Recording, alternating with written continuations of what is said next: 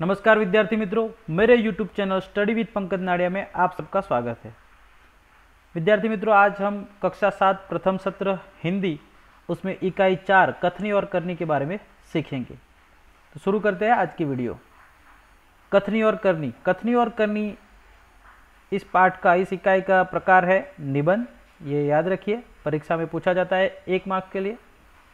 यहाँ पर एक QR कोड भी दिया हुआ है जिसे आप स्कैन करके इस पाठ से रिलेटेड कंटेंट प्राप्त कर सकते हैं। यहाँ पर जो पाठ के बारे में संक्षिप्त में जो दिया हुआ है वो पहले पढ़ेंगे। मानव जीवन प्रभु की अनमोल देन है। सभी प्राणियों में मनुष्य को प्रभु ने विशिष्ट शक्तियाँ प्रदान की है। हमें मनुष्य को यानी कि इंसान को अलग से विशिष्ट शक्तियाँ हमें प्राप्त हुई है। इसलिए वह संसार में बहुत ही अच्छे ढंग से जीवन यापन करता है। मगर सभी लोग हर समय सही काम नहीं करते हैं। कई लोग ऐसे भी होते हैं जो कहते कुछ है और करते कुछ है। कई बार मनुष्य कहता कुछ है और करता कुछ है। कई मनुष्यों की कथनी और करनी में अंतर देखने को मिलता है, यानी कि भेद देखने को मिलता है। इस बात को प्रस्तुत निबंध में उजागर किया गया है। तो देखते हैं निबंध में क्या है। ईश्वर ने मनुष्य को अन्य प्राणियों से श्रेष्ठ बनाया है। हमको श्रेष्ठ बनाया है। किस प्रकार श्रेष्ठ बनाया है? तो मनुष्य को श्रेष्ठ इस तरह से बनाया गया है कि हमें सोचने की शक्ति मिली हुई है। हम सोचने के साथ साथ हमें हमारे विचार व्यक्त करने के लिए भाषा या वाणी मिली हुई। बाकी जानवर केवल बोल सकते हैं, अपने विचार प्रकट नहीं कर पाते, उनकी आवाज़ केवल एक होती है। लेकिन हम भाषा में, शब्दों में अपनी बात को प्रकट करते हैं, प्रस्तुत कर सकते हैं। इसलिए यह भी हमारी एक विशेष शक्ति है। इसके अलावा इंसान को, मनुष्य को सभ्य प्राणी माना गया है। कई गुणों से उसे संवारा भी है। कई गुणों से इंसान को, मनुष्य को संवारा गया है और इस बात का उसे अभिमान भी होता है और मनुष्य को इसका अभिमान है। परंतु स्वयं को गुणों की खान समझने वाला व्यक्ति कई बार ऐसे कार्य करता है जिन्हें वह गलत बताता है। गुणों की खान का मतलब होता है बहुत गुणवान होना। तो खुद को गुणों की खान, बहुत गुणवान समझने वाला व्यक्ति, इंसान कई बार ऐसे भी कार्य कर लेता है जिन्हें वह खुद गलत बताता है। यानी कि जिसके बारे में वह कहता है कि यह नहीं करना चाहिए, यह बात गलत है, और वह खुद वही बात, वही कार्य करता है। कथनी और करनी में अंतर के ऐसे बहुत सारे उदाहरण, कई उदाहरण रोज देखने में आते हैं। तो ऐसे उदाहरण हमें भी मिलते हैं। जैसे कि यहाँ पर एक चित्र दिया हुआ है, फूल तोड़ना मना है। और ये भाई साहब जो चित्र में दिख रहे हैं, ये फूल तोड़ रहे हैं। इसके बारे में हमें ये इकाई में पढ़ने से पता चलेगा कि क्या है कथनी में अंतर। बस्ती के बीच सरकार ने पार्क बनाने की जगह छोड़ रखी थी। पार्क यानी बगीचा। तो सरकार ने जगह छोड़ रखी थी बस्ती के बीच एक बगीचा बनाने की, पार्क बनाने की। बरसात के मौसम में मोहल्ले के एक सज्जन को उसमें फूल के पौधे लगाने की सूझी। तो एक सज्जन इंसान को लगा कि इसमें फूल के पौधे लगाए जा सकते हैं। बात अच्छी थी। वे कहीं से पौधे लाए और कतार से, यानी कि लाइन से, एक सीधी रेखा से उन्हें रोपा। फिर उनकी देखभाल भी की। पौधे बड़े हो गए। कुछ दिनों बाद फूल खिलने लगे। उस पर फूल भी आए और वो खिलने लगे। पार्क अच्छा लगने लगा, सुंदर लगने लगा। और अब जगह सुंदर हो गई तो मोहल्ले के लोग सुबह शाम पार्क में टहलने लगे। फूल सबको अच्छे लगते हैं। तो पार्क में लोगों के आने जाने से इस सज्जन ने, जिन्होंने ये फूल के पौधे लगाए थे, उन्हें लगा कि फूल को कोई तोड़ कर ले जाएंगे। जब यहाँ लोगों की इतनी भीड़ हो गई है, लोग आने जाने लगे, तो लोग इन फूलों को कहीं तोड़कर न ले जाए। उन्होंने इसलिए इस डर से एक तख्ती के ऊपर यह लिखकर टांग दिया कि फूल तोड़ना मना है। वहां पर उन्होंने लिख दिया कि फूल तोड़ना मना है। यहाँ पर चित्र में हमें दिख रहा है कि यहाँ पर उन्होंने लिखा है कि फूल तोड़ना मना है। ओके। आते जाते सब उसको पढ़ते थे। कोई भी अब फूल को तोड़ता नहीं था। पर मजे की बात तब सामने आई जब लोगों ने तख्ती लगाने वाले सज्जन को बड़े सवेरे जल्दी जल्दी फूल तोड़ते देखा। वे अपनी शर्म मिटाने के लिए बोले कि पूजा के लिए तोड़ रहा हो। तो उन्होंने खुद यह तख्ती लगाई थी कि फूल तोड़ना मना है और खुद ही तोड़ रहे थे। तो उनकी कथनी और करने में यहाँ पर अंतर था। और जब किसी ने पूछा कि आप खुद मना करते हो, आपने ही ये तख्ती लगाई और आप खुद तोड़ रहे हो, तो वो बड़े अपनी शर्म मिटाने के लिए बोले कि भाई मैं तो पूजा के लिए तोड़ रहा हूँ। तो इस तरह से लोग कोई ना कोई बहाना बनाकर छूट जाते हैं या बहाना बनाकर छटकने का प्रयत्न करते हैं। लेकिन वो जो कहते हैं और जो करते हैं उनमें अंतर होता है। बसों में लिखा होता है कि धूम्रपान करना निषेध है, यानी कि धूम्रपान करना मना है।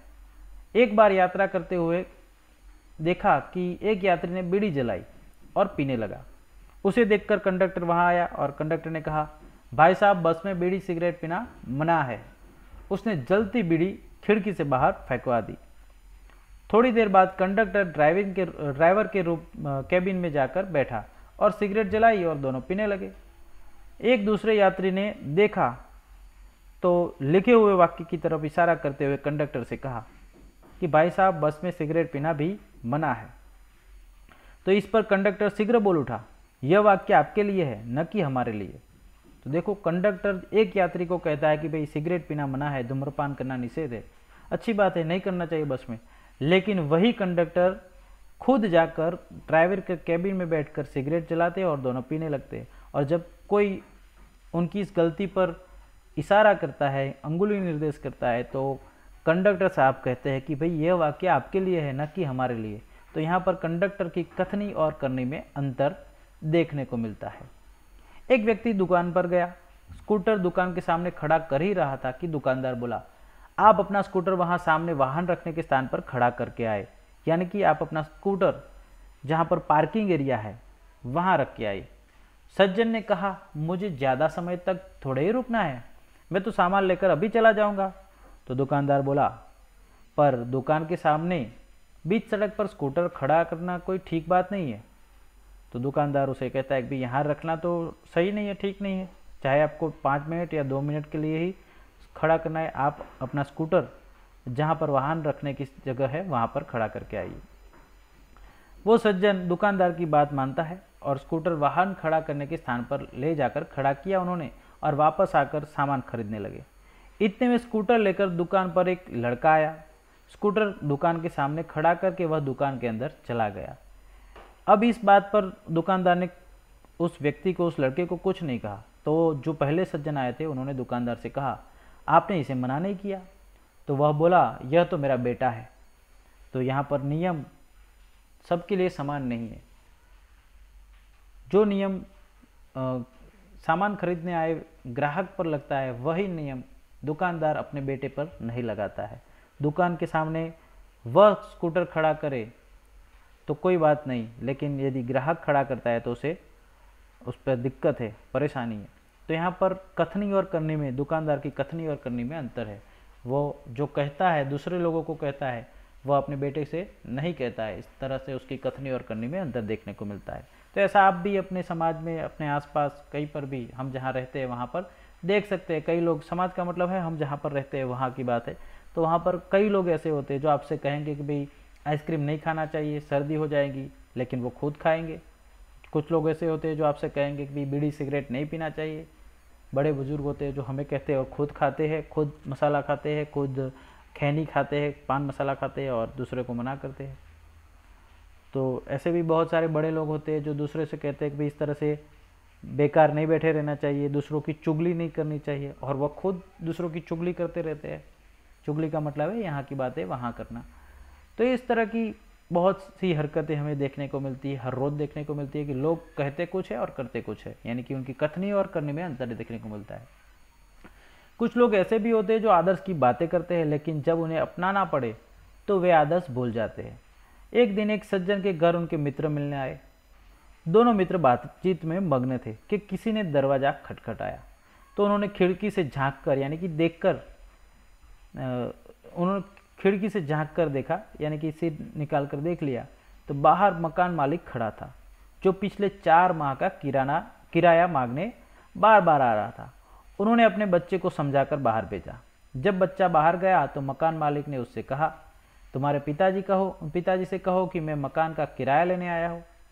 तो बच्चे ने तपाक से, जल्दी से, जोश के साथ उत्तर दिया, पिताजी ने कहा है कि वे घर पर नहीं है।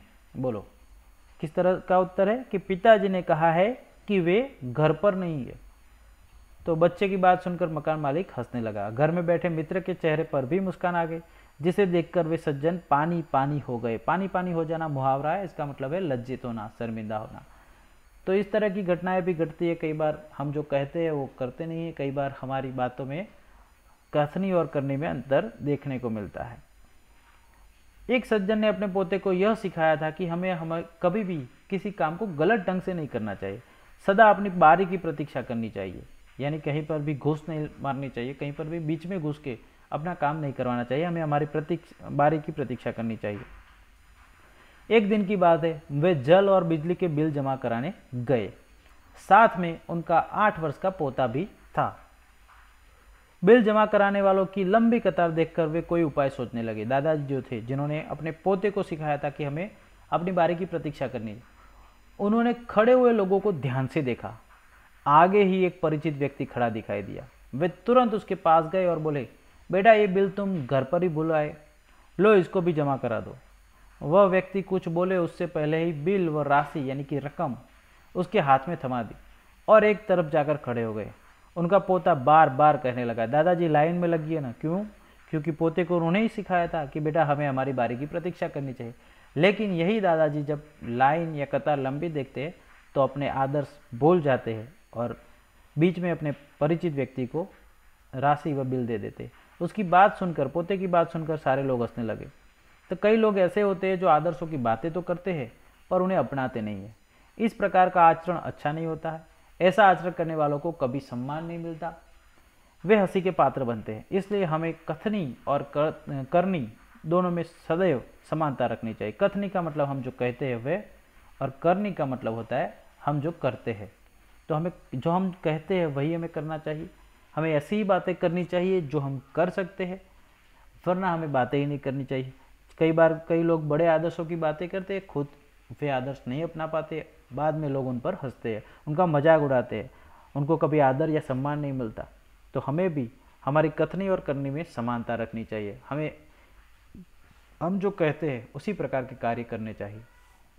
हो कथनी करनी एक समान, जग में मिलता तब सम्मान। यानी कि जब कथनी और करनी एक ही हो तभी हमें जग में सम्मान मिलता है। हम देखते हैं कई बार ऐसा होता है कि ट्रैफिक पुलिस जो खड़े होते हैं, जो चालान काटते हैं, जुर्माना वसूलते हैं, ऐसे लोग हेलमेट ना होने पर कई लोगों का जुर्माना लेते हैं, चालान काटते हैं। लेकिन उनका कोई परिचित, उनके चाचा का लड़का, उनका साला, उनका जीजा कोई भी आ जाए तो उसे चाहे हेलमेट ना हो, चाहे लाइसेंस ना हो, उसे जाने देते हैं।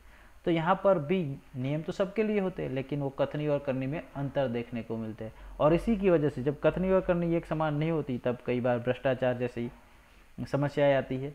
तो हमें कथनी और करनी में एक समानता रखनी चाहिए। तो इस तरह से इस पाठ से हमें ये भी सीखने को मिलता है कि जो कथनी और करनी एक समान नहीं रख पाते वे हंसी के पात्र बनते हैं, लोग उनका मजाक उड़ाते हैं, और जिनकी कथनी करनी एक समान होती है उन्हें जग में आदर व सम्मान मिलता है।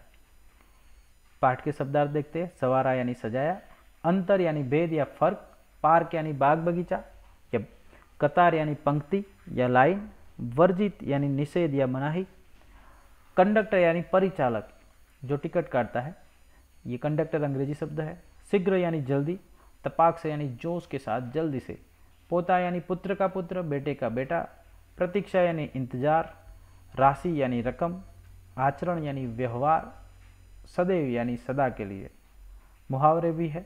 गुणों की खान यानी बहुत गुणी, और पानी पानी हो जाना यानी बहुत लज्जित होना।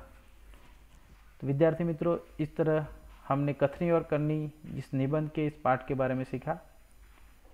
यह वीडियो आपको कैसा लगा कमेंट में बताइए। वीडियो अच्छा लगा हो तो वीडियो को लाइक कीजिए, अपने दोस्तों के साथ शेयर कीजिए, और यदि आपने मेरा channel study with Pankaj Nadia subscribe ना किया हो तो चैनल को अभी सब्सक्राइब कर ले, ताकि आने वाले हर नए वीडियो की अपडेट आपको मिलती रहे।